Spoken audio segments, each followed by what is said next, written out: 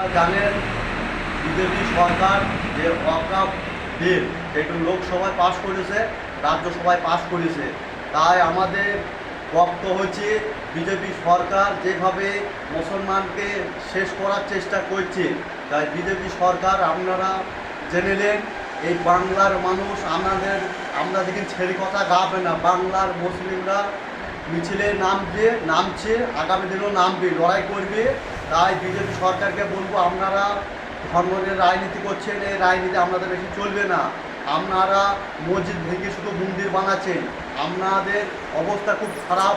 তাই BJP party, ভারতীয় জনতা পার্টির অবস্থা খুব খারাপ হয়ে যাবে। তাই বলবো, আমাদের যে ওয়াকফ বিল, এই ওয়াকফ বিলে লোকসভা রাজ্যসভায় যে পাস করেছেন, এইটা আমরা মানছি না, মানব না। তোমাকে এই ওয়াকফ বিলের আপনাদের ক্যান্সেল করতে হবে।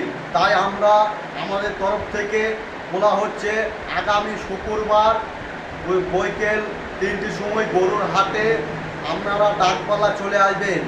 যেখানে বাড়ি ভাই, আমরা সকল মানুষ একসাথে আপনারা ডাকবালা আসবেন। ডাকবালা থেকে আমাদের মিছিল স্টার্ট হবে। ডাকবালা থেকে বাহাদুরপুর যাবে। আমাদের বাহাদুরপুরে সেই দিন আপনারা দেখতে পাবেন, টিভির পর্দায় দেখতে পাবেন, মিডিয়ার মধ্যে দেখতে পাবেন।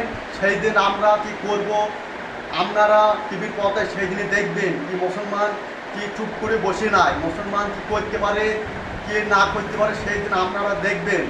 কেন আপনারা যেভাবে রাজনীতি করছেন, এই রাজনীতি আপনাদের বেশি চলবে না। তাই আমাদের বলা হলো, এই বিল আমরা মানছি না, মানব না। আপনাদেরকে এই বিল আপনাদেরকে তুলতে হবে, যে মিত্র হোক এই বিল আপনাদেরকে তুলতে হবে। এই বলে আমি বক্তব্য শেষ করলাম।